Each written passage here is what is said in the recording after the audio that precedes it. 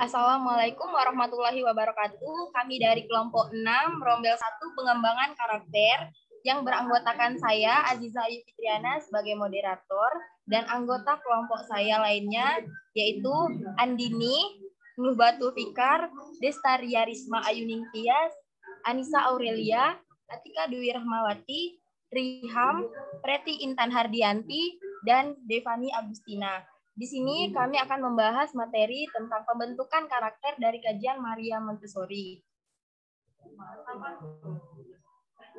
Materi yang pertama kami akan membahas tentang sejarah Maria Montessori atau biografi Maria Montessori.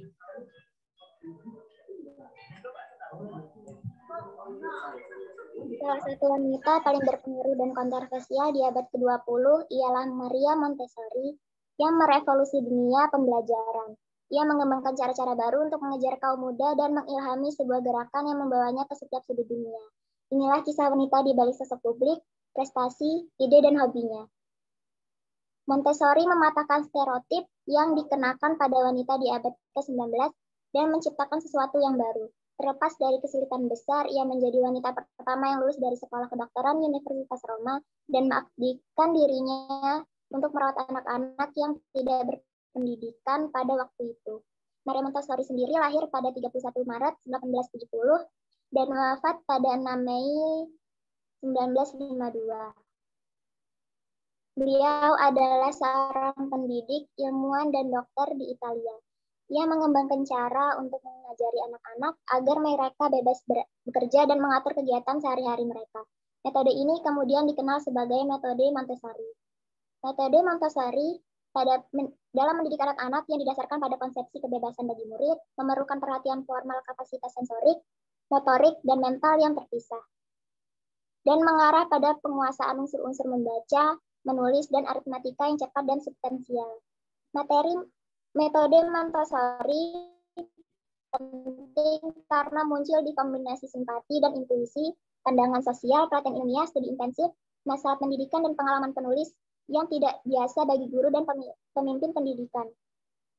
Pada tahun 1906, Montessori menjadi begitu terkenal sehingga ia diminta untuk membuka pusat medis di daerah San Lorenzo di Roma. Ia menggunakan ini sebagai kesempatan untuk mengamati dan meningkatkan interaksi anak-anak dengan materi yang ia kembangkan dan untuk mengembangkan materi baru yang dapat digunakan anak-anak. Dalam pendekatan materi sentris, tugas utama guru adalah mengamati bagaimana anak-anak memilih materi yang akan membantu mereka memahami konsep atau keterampilan tertentu. Pendekatan ini adalah fitur utama dari pendidikan Montessori. Itulah tadi biografi dari sosok wanita yang bernama Maria Montessori. Baiklah, materi selanjutnya kami akan lanjut ke definisi dari teori metode Maria Montessori.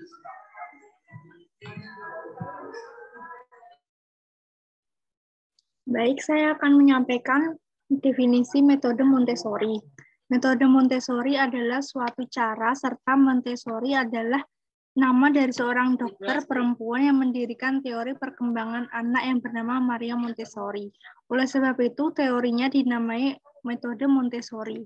Metode Montessori ini digunakan untuk membantu serta memfasilitasi anak pada proses perkembangannya. Metode Montessori pada bukunya yang berjudul Metode Montessori Panduan Wajib untuk Guru serta Orang Tua Didik PAUD, Pendidikan Usia Dini, bahwa metode Montessori merupakan metode yang berfokus di periode sensitif di bidang antropologi, psikologi, dan pengajaran, mengkonsumsi perihal pertumbuhan, perkembangan, dan pendidikan anak, juga konsep tentang tabiat alami anak menjadi seorang pembelajar. Terkait erat dengan penggunaan metode ilmiah, Montessori menggunakan pengalaman observasi klinis dan psikologis. Pada bepergian belajarnya pada kedokteran, Maria Montessori sudah mempelajari secara klinis bagaimana mengobservasi pasien-pasien untuk mendiagnosis penyakit, meresepkan penanganan, serta mendokumentasi pemulihan. Pengamatan pertama asal Montessori artinya pada anak-anak yang mengalami gangguan mental. Sesudah berhasil kemudian, Montessori mencoba metodenya kepada anak-anak normal. Ternyata berhasil buat membentuk perkembangan anak asal seluruh aspek perkembangan mampu teroptimalkan. Materi yang selanjutnya yaitu metode yang akan dijelaskan oleh Ria. Baik, di sini saya akan menjelaskan tentang metode yang digunakan dalam pembelajaran Montessori adalah sebagai berikut. Yang pertama yaitu metode eksperimen. Metode ini menuntut keaktifan anak untuk melakukan percobaan sendiri, mengamati proses dan hasil percobaan yang dilakukannya. Dengan eksperimen, anak dapat mencari dan menemukan jawaban atas persoalan yang dihadapinya dengan berpikir dan bekerja secara sistematis. Yang kedua yaitu metode demonstrasi. Salah satu metode yang dilakukan dengan cara memperlihatkan suatu bentuk, proses, atau kejadian tertentu agar dapat diikuti oleh anak. Dalam metode ini, selain melihat, anak juga dituntut untuk mendengarkan keterangan guru agar tujuan demonstrasi dapat tercapai.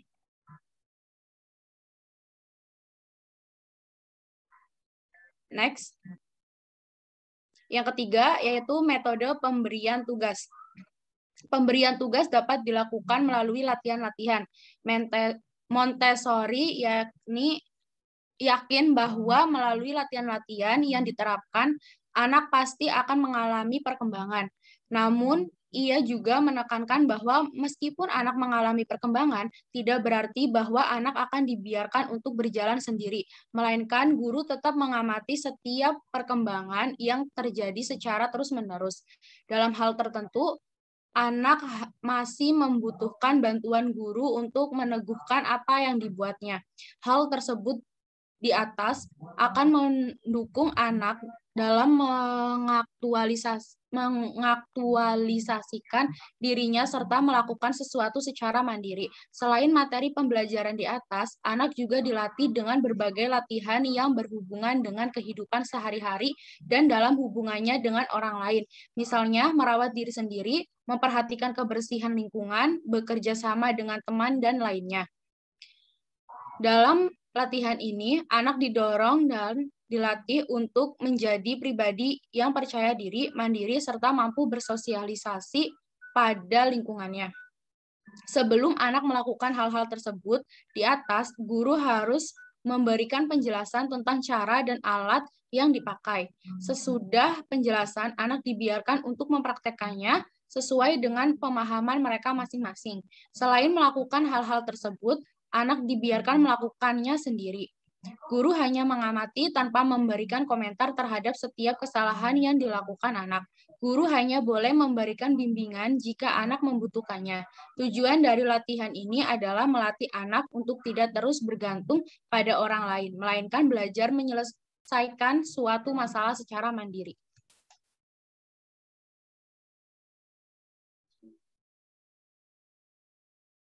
Baiklah, materi selanjutnya akan membahas tentang tujuan dari metode Maria Montessori. Baiklah, berikutnya adalah tujuan metode Maria Montessori.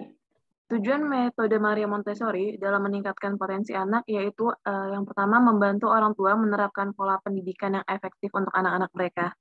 Yang kedua, membantu siswa mengembangkan tingkat intelektual, psikomotorik, dan efektivitas mereka. Yang ketiga, anak-anak harus dapat berkembang sesuai dengan tahap perkembangannya ketika mereka mulai peka terhadap tugasnya masing-masing. Yang keempat, mengajarkan anak cara belajar yang efektif dan optimal dengan permainan. Yang kelima, mengembangkan keterampilan yang menekankan pentingnya anak-anak bekerja secara bebas dan di bawah pengawasan terbatas. Yang keenam, anak diajarkan untuk bisa fokus dan kreatif. Dan yang ketujuh, guru hanyalah pengamat dan pemandu. Anak-anak dibiasakan untuk menentukan pilihan sesuai dengan keinginannya.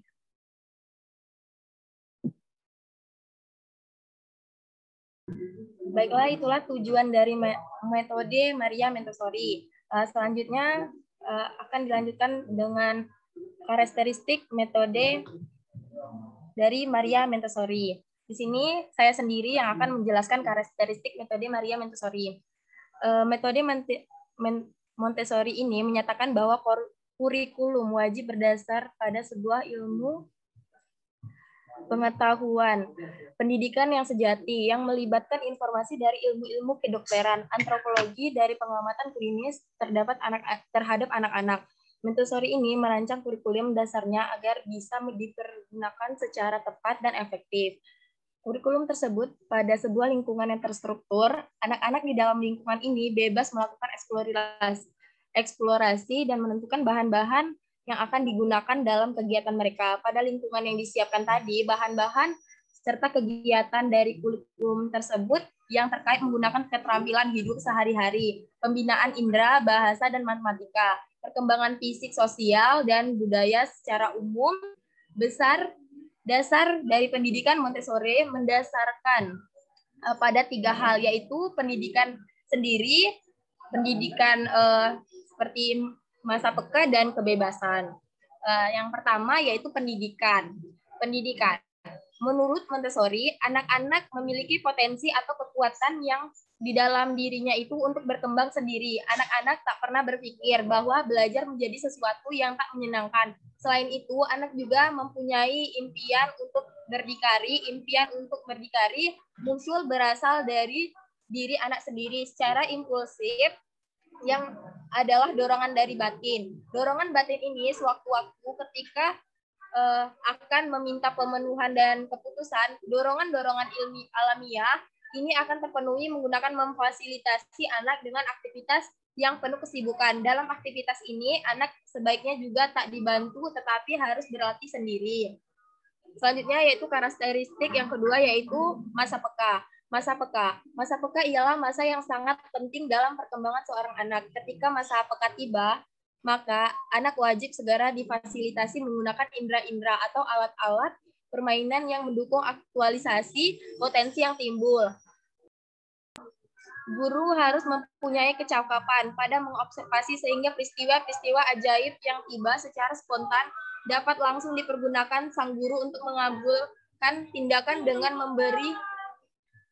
memberi bantuan kepada anak dalam menentukan alat permainan pembelajaran yang sesuai dan sempurna waktunya. Karakteristik yang ketiga yaitu pembebasan. Kebebasan. Makna lain dari prinsip kebebasan adalah bahwa pendidikan sudah selayaknya untuk tidak dibebankan kepada anak. Lingkungan belajar harus diciptakan dalam suasana yang kondusif, yang memberikan kesempatan kepada anak untuk bertindak secara bebas dan mengembangkan dirinya sendiri. Montessori ini secara merasa bahwa kebebasan dalam lingkungan yang telah dimodifikasi ini sangatlah penting untuk perkembangan fisik, intelektual, dan spiritualnya.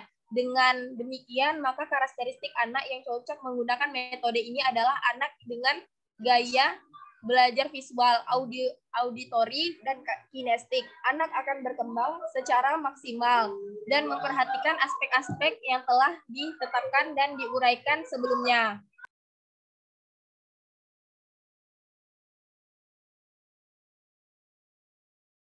Mungkin itu karakteristik dari metode Maria Montessori. Selanjutnya akan dijelaskan mengenai materi prinsip-prinsip metode pembelajaran Montessori. Baik, di sini saya akan menjelaskan tentang prinsip-prinsip metode pembelajaran Montessori. Yang pertama, menekankan proses belajar eksperiensial. Anak-anak perlu bergerak dan belajar dari pengalaman langsung, bukan sekedar duduk dan mendengarkan guru atau orang tua yang mengajarnya di rumah. Yang kedua, yaitu guru membantu menyediakan alat untuk belajar.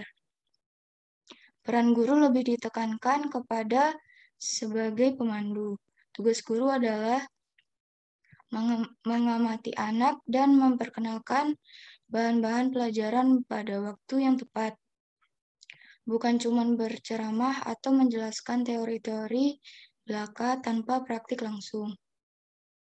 Di rumah, orang tua yang ingin mencoba untuk menerapkan metode pendidikan Montessori pada anak perlu berusaha keras untuk menyupayakan berbagai macam alat peraga untuk mengenalkan materi.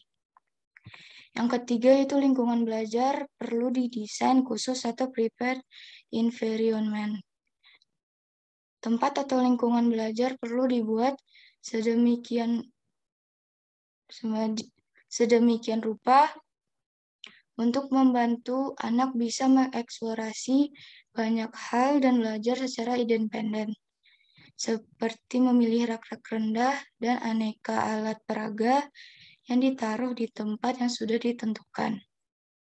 Untuk membantu anak belajar kerapian, umumnya lingkungan belajar yang efektif adalah yang minimalis dengan warna-warna kalem untuk membantu anak konsentrasi.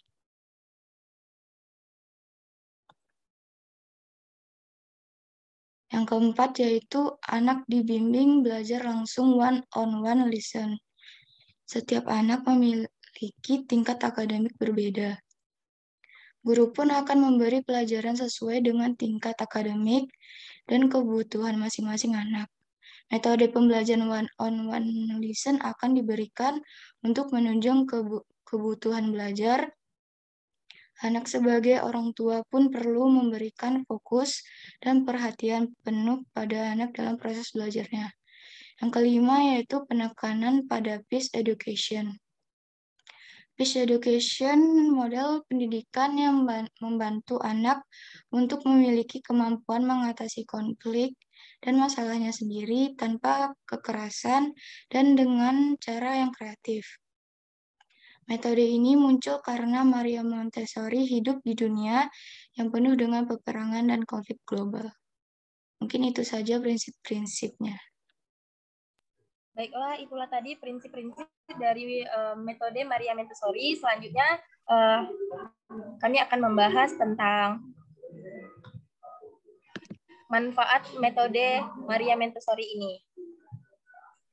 Baik, saya akan menjelaskan mengenai manfaat metode Maria Montessori.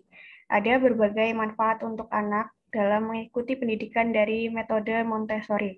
Karena dengan metode ini, anak tidak dipaksa oleh standar yang tidak sesuai dengan perkembangan dan minatnya. Anak akan belajar dengan kemampuan kecepatan belajarnya sendiri.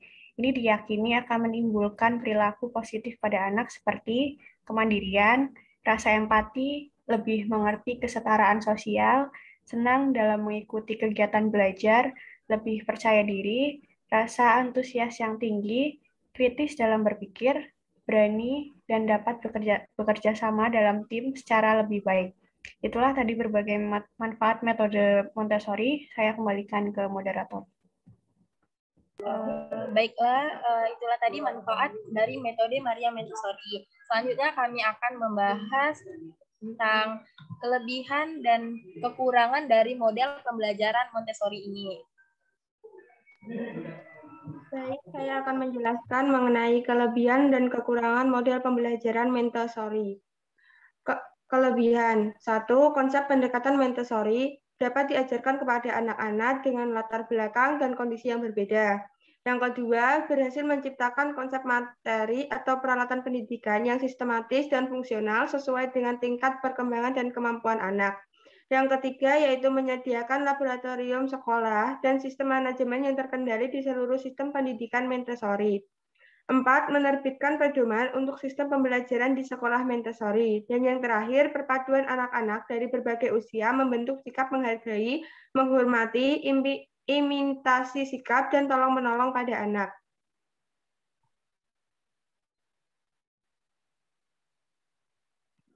Kemudian untuk kekurangannya, 1.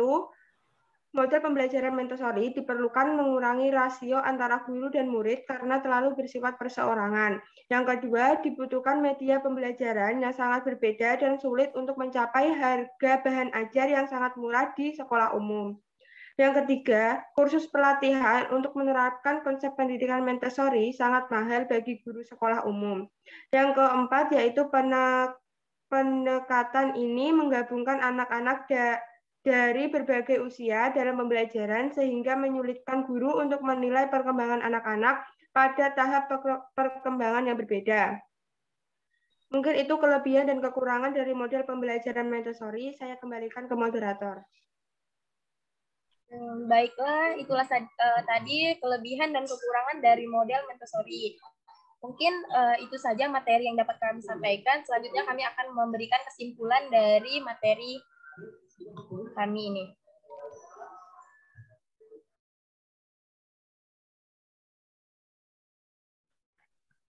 Baik, kesimpulan yang dapat diambil bahwa pembentukan dari karakter kajian teori Montessori adalah cara untuk mengajar terhadap anak-anak agar mereka dapat bebas bekerja dan mengatur kegiatan sehari-hari mereka. Dengan membahas metode pedagogis yang dilakukannya di rumah anak-anak, disiplin, diet, senam, kerja manual, pendidikan indera, pendidikan intelektual, metode pembelajaran membaca dan menulis, bahasa di masa kanak-kanak, dan pengajaran berhitung. Montessori juga merancang kurikulum dasarnya agar bisa dipergunakan secara tepat dan efektif. Kurikulum tersebut meliputi keterampilan hidup sehari-hari, pembinaan indera, bahasa, dan matematika, serta perkembangan fisik, sosial, dan budaya secara umum. Dasar metode Montessori mendasarkan pada pendidikan, masa peka, kebebasan, dan mendorong kekuatan otak anak. Metode Montessori memberikan banyak manfaat, terutama bagi para pendidik untuk memberikan pengajaran kepada anak-anak supaya anak lebih nyaman dan senang dalam belajar.